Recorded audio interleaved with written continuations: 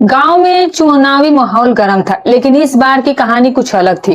प्रधान पद के लिए एक ऐसी महिला उम्मीदवार खड़ी हुई थी जिसे गांव वालों ने कभी खुलकर आज तक देखा ही नहीं था। हमेशा घूंघट में रहने वाली महिला। जब उसका चेहरा पहली बार चुनावी पोस्टर पर सामने आया तो गांव में हलचल सी मच गई थी, क्योंकि वो हुस्न की मूरत निकली। उसकी सुंदरता की चर्चा चाय की दुकानों से लेकर के पंचायत की बैठकों तक होने लगी। जैसे ही वो प्रधानी जीत गई, वो हवस में इस कदर डूब गई कि उसने अपने नौकर के साथ ऐसे ऐसे घिनौने काम शुरू कर दिए जिन्हें सुनकर आपके भी रोंगटे खड़े हो जाएंगे और आप भी हैरान होकर सोचने पर मजबूर हो जाएंगे कि इतनी खूबसूरत और रुतबे वाली महिला आखिर ऐसी नीच हरकतों पर कैसे उतर आई। बताएंगे इस घटना को विस्तार से, लेकिन उससे पहले आपसे एक छोटी सी गुजारिश। अगर आपको ऐसी सच्ची कहानियां पसंद आती है तो इस वीडियो को लाइक जरूर करें और चैनल को सब्सक्राइब करना बिल्कुल ना भूलें। तो चलिए दोस्तों, अब इस कहानी की शुरुआत करते हैं। दोस्तों, ये सच्ची घटना है उत्तर प्रदेश के एक गांव की, जहां साल 2017 के पंचायत चुनाव में एक दिलचस्प मोड़ देखने को मिला। इस गांव में नगीना यादव नाम के एक प्रभावशाली व्यक्ति पिछले 10 वर्षों से लगातार ग्राम प्रधान रहे थे। गांव में उनका एक खास दबदबा था और लोग उन्हें एक चालाक लेकिन अनुभवी नेता के रूप में जानते थे। पर इस बार हालात कुछ अलग थे। गांव के लोगों का मानना था कि इस बार नगीना यादव चुनाव हार जाएंगे। ऐसा इसीलिए कहा जा रहा था क्योंकि नगीना यादव खुद कभी चुनाव नहीं लड़ते थे, बल्कि हर बार अपनी पत्नी को ही मैदान में उतारा करते थे और उसके पीछे से ये सारा काम खुद संभाला करते थे। लेकिन इस बार उनकी पत्नी इस दुनिया में नहीं थी। उनका कुछ समय पहले ही निधन हो गया था, जिससे नगीना यादव के लिए ये चुनाव पहले से कई गुना ज्यादा चुनौतीपूर्ण बन गया। अपनी पकड़ बनाए रखने के लिए नगीना यादव ने इस बार एक नया दांव चला। उन्होंने अपनी बहू सोनिया देवी को चुनाव में उतारने का फैसला किया। सोनिया देवी पिछले 4 सालों से इस घर की बहू थी। वो आम तौर पर ज्यादा बाहर नहीं निकलती थी और सार्वजनिक जीवन से वो दूर रहती थी, लेकिन अब अचानक गांव की राजनीति की चेहरा बन गई। सोनिया देवी को गांव में आज तक किसी ने ठीक से देखा तक नहीं था। बस कुछ चुनिंदा औरतें ही थीं जिन्होंने कभी उसका चेहरा देखा था। उसको हमेशा ही पर्दे में रखा जाता था। ना वो बाहर निकलती थी और ना ही कभी लोगों से वो मिला करती थी। गांव के लोग तो उसके बारे में तरह तरह की बातें किया करते थे। कोई कहता था कि बहुत सुंदर होगी और कोई कहता है कि शायद कोई राज छिपा हुआ है। लेकिन जैसे ही एक दिन चुनाव के पोस्टर में उसका फोटो छपा, पूरे गांव में खलबली सी मच गई थी। लोग हैरानी से एक दूसरे को देखने लगे। अरे बाप रे, इतनी सुंदर औरत तो हमने कभी देखी ही नहीं थी। उसकी खूबसूरती देख करके गांव के लोग दंग रह गए थे। सब यही सोच रहे थे कि इतनी खूबसूरत औरत को अब तक सबसे छुपा करके रखा गया था। अब गांव में तरह तरह की बातें होना शुरू हो गई। लोग कहने लगे कि अब समझ में आया कि प्रधान जी सोनिया देवी को पर्दे में क्यों रखते थे। इतनी खूबसूरत औरत को भला कोई सबके सामने लाता है क्या? सोनिया देवी ने चुनाव में खड़ा हुए लोग उसकी सादगी और उसकी खूबसूरती से पहले ही काफी ज्यादा प्रभावित हो चुके थे। अब जब उसने जनता से वोट मांगे तो गांव के बहुत सारे लोग उसे उसकी खूबसूरती की वजह से वोट देने लगे। नतीजा ये हुआ कि वो चुनाव जीत गई। अब असली खेल शुरू हुआ। प्रधान तो वो सोनिया देवी बन गई थी, लेकिन असली काम कौन देखता था? सोनिया के ससुर, जिनका नाम नगीना था, वही असली सत्ता चलाया करते थे। गांव का हर काम, हर फैसला उन्हीं के इशारे पर हुआ करता था। और सोनिया का पति इंद्रजीत, उसका तो इन सब चीजों से कोई लेना देना ही नहीं था। वो अपने में ही मस्त रहने वाला इंसान था। ना राजनीति से मतलब, ना गांव की जिम्मेदारियों से। जब नगीना यादव घर पर नहीं होते थे तो कोई आता था, किसी को कोई जरूरत पड़ती थी तो उसे लौट करके जाना पड़ता था। वो मन ही मन अक्सर सोचता था कि जब प्रधान घर में नहीं है, जो औरत है वही जब प्रधान बन चुकी है, उनकी बहू ही प्रधान बन चुकी है, दस्तखत और मोहर का काम तो वही करती है, तो फिर नगीना का यहाँ पर क्या काम है? यहाँ आओ तो कोई काम ही नहीं होता है, ऐसे लोग बोला करते थे। लोग भी ऐसे ही ताना मार कर चले जाया करते थे। लेकिन एक दिन ऐसा हुआ कि एक आदमी को अपना कोई जरूरी कागज बनवाना था। शायद चरित्र प्रमाण पत्र उसे बनवाना था या कुछ और बनवाना था, जो कि उसकी नौकरी के लिए बहुत जरूरी था। वो सीधे प्रधान जी के घर आता है, लेकिन उस दिन नगीना घर पर नहीं थे। वो किसी काम से 10 दिन के लिए बाहर गए हुए थे। अब वो आदमी आकर के कहता है कि भाई, मुझे इस कागज पर प्रधान जी की मोहर और दस्तखत चाहिए, मेरे लिए बहुत जरूरी है, मेरा नौकरी का सवाल है। द्वार पर जो है वो सोनिया का पति इंद्रजीत बैठा हुआ था। वो बोलता है कि भैया, इसे कोई मतलब नहीं है, पिताजी आएंगे तभी आपका काम हो पाएगा। वो भड़क जाता है, कहता है कि यार, पिताजी का इसमें क्या लेना देना है? पत्नी है तुम्हारी जो कि प्रधान बनी है और वो जो कि घर में है, तुम एक दस्तखत और एक मोहर उसे नहीं करवा कर ला सकते? ये मेरी नौकरी का सवाल है, ये तो कोई बात नहीं है। ऐसा कहकर वो लड़ने लगता है। वो वो जिद पर अड़ जाता है। लेकिन इंद्रजीत जो है वो मना करता है, कहता है कि भाई मुझे प्रधान से कोई मतलब नहीं है, जब तुमने वोट दिया था तब तुमने क्यों नहीं सोचा, और अब आकर तुम मुझसे क्यों बेवजह लड़ रहे हो, जब वो आएंगे तभी काम होगा, तुम यहाँ से जाओ। लेकिन फिर वो धमकी देने लगता है, कहता है कि मैं मुकदमा कर दूंगा, मैं ये करूंगा, मैं वो करूंगा, शिकायत करूंगा। इंद्रजीत भी सोचता है कि शायद ये बहुत ज्यादा ही परेशान है। उनके घर में एक नौकर था जिसकी उम्र करीब 18-19 साल रही होगी।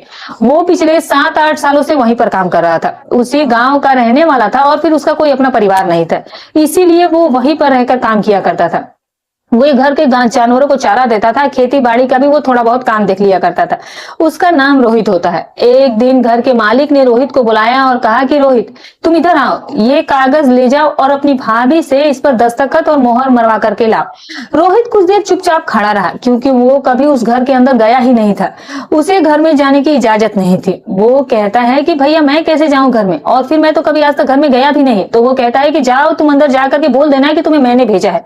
रोहित जो है वो घर में चला जाता है। पहली बार वो सोनिया देवी के सामने गया था, जबकि 7-8 सालों से उस घर में वो काम कर रहा था, और पिछले 3-4 सालों से सोनिया देवी की शादी हो गई थी और घर में वो आ जा रही थी, लेकिन कभी उसके सीधे तौर पर उससे मुलाकात नहीं हुई थी। वो रोहित जो है वो वहां पर जाता है। आंगन में सोनिया देवी खड़ी होती है।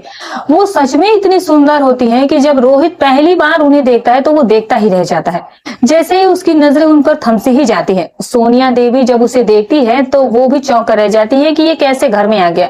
वो बोलती है कि तुम्हें क्या काम है, तो वो कहता है कि इस पर जो है आपको दस्तखत और मोहर करनी है, भैया ने मुझे बाहर से भेजा है। तो वो कुछ कहने लगती है कि पहले ही मेरी जिंदगी नर्क थी और अब मुझे नर्क और बना दिया गया है मेरी जिंदगी को। मोहर तो उसने कहीं पर रख दिया हुआ था। इधर उधर वो मोहर को ढूंढना शुरू कर देती है। जो स्टैंप होता है प्रधान का वो उसे ढूंढना शुरू करती है, उसे वो मिल नहीं रहा था, तो वो काफी ज्यादा परेशान हो जाती है और बस भुनभुनाने लगती है। रोहित जो था वो मन ही मन सोचता है कि यार लगता है कि इनकी जिंदगी में बहुत ही दुख है, आखिरकार ये प्रधान है, इन्हें तो खुश रहना चाहिए, लेकिन ये तो जैसे कुछ ज्यादा ही परेशान सी लग रही है और अपने आप से ही क्या बड़बड़ा रही है ये। वो चुपचाप वहां पर खड़ा रहता है, वो कुछ भी नहीं कहता है। थोड़ी देर के बाद सोनिया देवी कागज लेती है, उस पर वो स्टैंप लगाती है और फिर साइन करती है, और फिर उसके बाद वो कहती है कि ले जाओ। उसके हाथ में वो उसे पकड़ाते हुए वो सोचती है कि मैंने इतना कुछ बड़बड़ाया, पता नहीं ये सुन लिया होगा तो कहीं जाकर बाहर ये कुछ कह ना दे। तो वो रोहित से कहती है कि ऐसा है कि तुम बाहर जाकर के किसी से कुछ बोलना मत। वो कहता है कि मुझे क्या जरूरत है बोलने की। वो वहां से चला जाता है और फिर वहां पर वो व्यक्ति उसका इंतजार ही कर रहा होता है। उसको कागज वो ले जाकर के दे देता है। वो धन्यवाद करता है इंद्रजीत का और फिर उसके बाद उसे नसीहत भी देता है कि भाई एक छोटे से काम के लिए तुम अपने पिताजी का इंतजार करवाते हो, ये तो गलत बात है, ये बिल्कुल अच्छी बात नहीं है, ऐसे थोड़ी ना प्रधानी चलती है, और अब की बार पता नहीं तुम लोग कैसे जीते। नसीहत देकर वो वहां से चला जाता है। लेकिन जो रोहित था वो सोचता है कि यार सही बात तो ये कह ही रहा है, ये लोग कुछ ज्यादा ही पर्दादारी करने लगे हैं। तभी पर वहां पर कोई आ जाता है और फिर उसके बाद वो जाता है मोहर और दस्तखत करवाने के लिए दोबारा, और फिर जो सपना होती है वो गुनगुनाने लगती है सोनिया। और फिर जब वो आता है तो वो कहती है कि तुम बाहर जाकर के फिर से किसी से कुछ कह रहे थे ना। वो चला आता है। एक दिन ऐसे बीत गए, 2 दिन और बीत गए, और तीसरे दिन जो है जो इंद्रजीत होता है वो घर में जाता ही नहीं था। वो अक्सर ही रोहित इन चीजों को नोटिस करता था कि वो अपने घर में नहीं जानता था, तो उसे कहीं जाना था, उसे कपड़े की जरूरत थी इंद्रजीत को। तो वो रोहित से बोलता है कि जाओ जा करके घर में से मेरा कपड़ा मांग करके लाओ।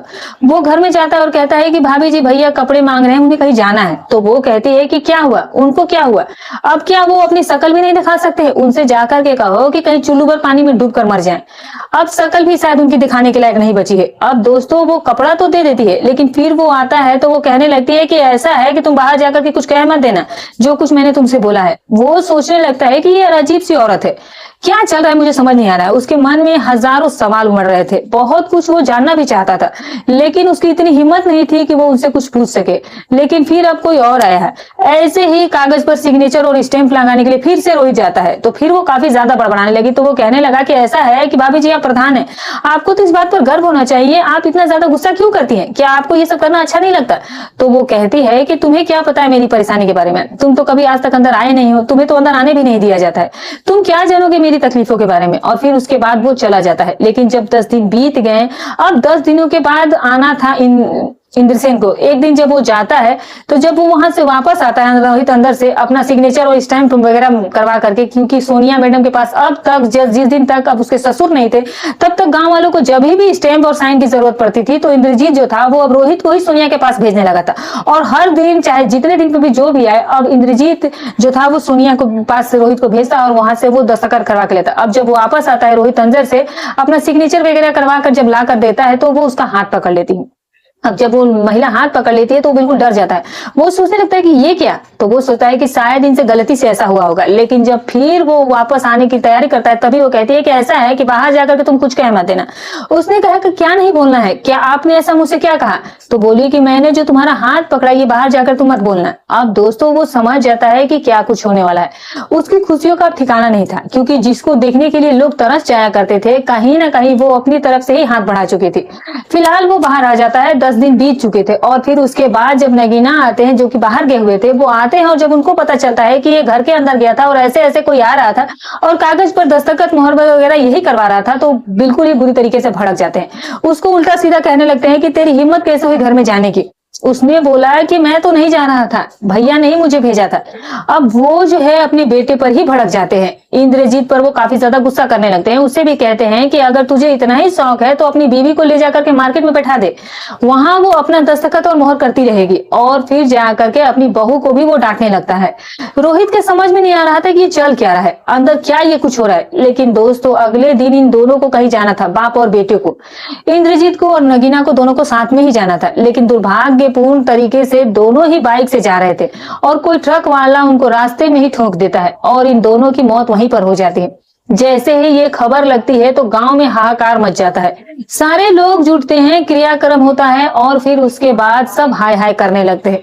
लेकिन एक कहावत है कि एक अनार और 100 बीमार। तो दोस्तों अब जो सोनिया देवी थी दोस्तों, अब उनके पास प्रॉपर्टी भी काफी थी, 40-50 लाख रुपए की। और जितने भी अब उसके चाचा ताऊ थे इंद्रजीत के, जो कि कभी उसे वोट तक नहीं देते थे, उसके पिताजी को, वो सारे लोग उसके घर पर आने लगे। और जो उसके लड़के आते थे वो भी आने लगे और कहने लगे कोई बात नहीं, ये हमारे ही घर की बहू है तो हम अपने ही लड़के से इसकी शादी करवा देंगे, घर का मामला घर में ही रह जाएगा और इतनी सारी प्रॉपर्टी है तो वो भी हम लोग सब देख लेंगे।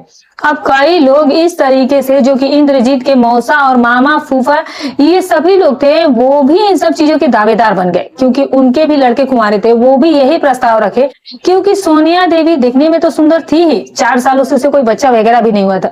तो वो सारे लोग अब यही चाहते थे कि ये मेरे ही घर पर आ जाए या फिर ये मेरे ही लड़के से शादी कर ले।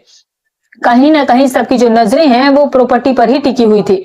लेकिन इधर जो रोहित होता है वो अब थोड़ा बहुत इन दोनों के बीच में दोस्ती हो गई थी। सोनिया और रोहित के बीच में थोड़ा रिश्ता अच्छा हो गया था और जैसे ही बात आगे बढ़ती ये हादसा हो चुका था। उन दोनों की कहानी वहीं पर खत्म हो गई थी। कहानी तो अब दूसरी चालू हो गई थी। अब उसके माँ बाप भी हैं सोनिया के, जो सोनिया के माँ बाप थे वो उसके मायके से उसके घर पर आते हैं। वो लोग भी चाहते थे कि उनकी बेटी किसी से शादी कर ले, क्योंकि अभी तक उनकी बेटी ने जो कुछ भी झेला था वो उनका तो दिल ही सिर्फ जानता था। उन्होंने किसी से आज तक कुछ कहा नहीं था। दरअसल जो इंद्रजीत से उसकी शादी हुई थी वो बहुत गलत हो गई थी। इंद्रजीत जो है वो किसी भी हालत में सोनिया के लायक था ही नहीं। 4 सालों में कभी भी उसने उसको एक हिसाब से छुआ तक नहीं था, क्योंकि वो उस कंडीशन में था नहीं। और सोनिया ये चीज अपने माँ बाप को भी बता चुकी थी, अपनी माँ को भी बता चुकी थी। लेकिन फिर भी वो लोग सोच रहे थे कि कोई बात नहीं, इलाज चल रहा है, दामाद जी जो है वो ठीक हो जाएंगे। लेकिन दोस्तों ऐसी कोई बीमारी थी उसके अंदर कि वो कभी ठीक होने वाला था ही नहीं। लेकिन अब ये हादसा ही हो गया कि दोनों ही लोग एक साथ चले गए और इसीलिए जो सोनिया के ससुर थे वो उस पर कड़ी नजर रखा करते थे कि किसी के संपर्क में ये कहीं आ ना जाए, और इसीलिए ना उसे किसी से मिलने जुलने दिया जाता था और ना ही किसी को अंदर जाने दिया जाता था। सोनिया को ही उसके मायके भी कम भेजा जा जाता था। एक हिसाब से वो अपनी इज्जत और अपनी रेपुटेशन को बचाने के लिए कि हाँ मेरा बेटा बिल्कुल ठीक है और मेरे बहू मेरे घर में है, वो जो है उसको एक हिसाब से जबरदस्ती घर में रखा करते थे। और सोनिया देवी भी मजबूर हो गई थी, किसी तरीके से बस वो अपना दिन काट रही थी। लेकिन जब ये सब हो गया तो अब जब सारे लोग बोलने लगे कि चलो अब हम जो है वो इसके दावेदार बन जाते हैं, सोनिया ने सभी को मना कर दिया। उसने बोला कि मुझे शादी करनी ही नहीं है। सभी जो है वो निराश हो गए थे, अपने अपने घर को लौट गए थे। 1-2 महीना और बीत गया। अब रोहित और सोनिया जो थे वो दोनों ही घर में रहा करते थे, इनके अलावा और कोई घर में था ही नहीं। लेकिन इसी बीच जो उसके पटीदार के लोग थे, जो कि उस धन के दावेदार थे, तो वो सोचने लगे कि अगर ये शादी नहीं करेगी तो कम से कम कहीं ये चली ही जाए यहाँ से, और अगर चली जाएगी तो फिर इस सारे धन प्रॉपर्टी पर हमारा कब्जा हो जाएगा। और इसीलिए उन्होंने उसके खिलाफ षड्यंत्र रचना शुरू किए। वो जाकर के पुलिस थाने में रिपोर्ट दर्ज करवा दी है कि जो रोहित है और जो सोनिया है, इन लोगों ने मिल करके ये एक्सीडेंट करवाया था, और जिसकी वजह से उन बाप बेटों की मौत हो गई थी। पुलिस वाले भी जांच में जुट जाते हैं, लेकिन जब वो पाते हैं कि इसमें कोई भी सच्चाई नहीं है, ये सिर्फ धन दौलत हड़पने के लिए झूठा इल्जाम लगाया जा रहा है, तो उन लोगों ने, पुलिस वालों ने उन लोगों को काफी ज्यादा डांटा फटकारा जिन्होंने केस किया था, और बोला कि आइंदा कहीं दोबारा ऐसी हम तुम लोगों से भूल नहीं होनी चाहिए। तुम बेवजह लोगों के खिलाफ रिपोर्ट दर्ज करवा रहे हो, क्योंकि जाहिर सी बात है उन सारे पटीदारों ने इसके खिलाफ ये षड्यंत्र रच के साबित करने की कोशिश की थी, ताकि सोनिया यहाँ से तंग आकर परेशान होकर भाग जाए। और फिर जो पुलिस थी अब उन लोगों को ही डांटने फटकारने लगी। अब जो महिला थी उसे बोला पुलिस ने कि सुकून से रहने दिया जाए, लेकिन इस पर भी वो लोग नहीं माने। वो रोहित को धमकाने लगे कि तू यहाँ से कहीं भाग जाए या कहीं छोड़ के चला जाए, लेकिन रोहित जाता भी तो कहाँ जाता, उसका तो कोई था भी नहीं, और वैसे भी वो छोड़कर जाना भी नहीं चाहता था। वो सोचता था कि अगर मैं चला जाऊंगा तो फिर सोनिया देवी काफी ज्यादा अकेली पड़ जाएंगी और वो काफी परेशान भी रहने लगेंगी। वो सोचता था कि पहले ये घर के छोड़कर जाएंगी फिर ही मैं जाऊंगा। और जो चाचा ताऊ लोग थे, जो पटीदार थे, वो ये मानने को तैयार नहीं थे। वो सोच रहे थे कि कितनी जल्दी जो इसका धन दौलत है वो हमारे कब्जे में आ जाए। अब वो जो है रोज नए नए इल्जाम लगाने लगे कि इसको घर में कोई कमी है नहीं, एक मर्द है तो फिर इसे अब किस चीज की कमी है। और इसके लिए उन्होंने एक दिन पंचायत तक बुला ली, उसके माँ बाप को बुला लिया कि हमारे घर की इज्जत ऐसे खराब हो रही है, ऐसा ऐसा अंदर कुछ चल रहा है। उसके माँ बाप भी आते हैं, कई लोग आते हैं, पंचायत जुटी है, पुलिस वाले भी आए हुए थे। तो उन लोगों ने कहा कि भाई हमारी इज्जत यहाँ पर खराब हो रही है, आप अपनी बेटी को यहाँ से लेकर के जाइए, इसकी कहीं शादी वगैरह कराइए। लेकिन उसके माता पिता ने कहा कि हम शादी करेंगे लेकिन यहीं पर करेंगे। उन्होंने पूछा कि किससे करना है, तो उन लोगों ने बोला कि हम लोग रोहित से इसकी शादी कराएंगे। अब जब रोहित की बात सुनता है और रोहित ये बात सुनता है तो उसका मुंह खुला का खुला रह जाता है, वो कुछ कह ही नहीं पाता है। उसे पूछा जाता है कि शादी करोगे, तो वो कहता है कि जैसी आप लोगों की इच्छा। और फिर ये लोग कहते हैं कि ये कैसे करेगा, बहुत ज्यादा गहमा गहमी होती है। पुलिस को बुला लिया जाता है। जब पुलिस वहां पर पहुंचती है तो लोगों से सवाल जवाब किए जाते हैं। सोनिया देवी से भी पूछा जाता है।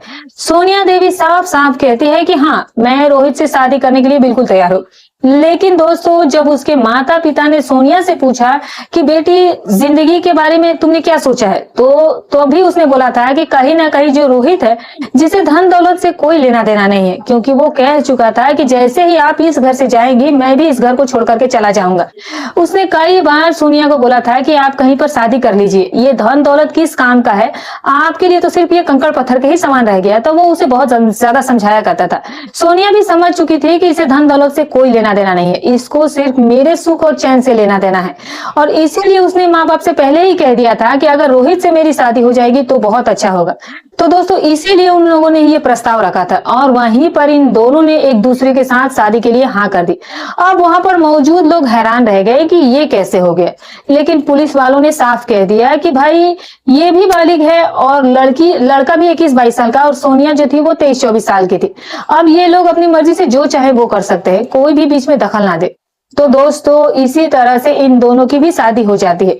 अजीबोगरीब कहानी थी, लेकिन ये कहानी बिल्कुल ही सच्ची थी। ये कहानी सुनाने का हमारा उद्देश्य किसी की भावनाओं को ठेस पहुंचाना नहीं है, ना ही किसी गलत कृत्य को बढ़ावा देना है। हमारा मकसद केवल लोगों को जागरूक और शिक्षित करना है, ताकि हम सभी मिलकर एक बेहतर समाज का निर्माण कर सके। आपको ये कहानी कैसी लगी, कमेंट करके जरूर बताइएगा। अगर अच्छी लगी हो तो वीडियो को एक लाइक जरूर कर दीजिएगा, और अगर अभी तक आपने हमारे चैनल को सब्सक्राइब नहीं किया है तो कर लीजिए, क्योंकि ऐसी और भी कहानियां आपको यहीं पर मिलेंगी। तो फिर मिलूंगी एक और नई सच्ची अच्छी रोचक कहानी के साथ। तब तक के लिए अपना और अपने परिवार का ख्याल रखें।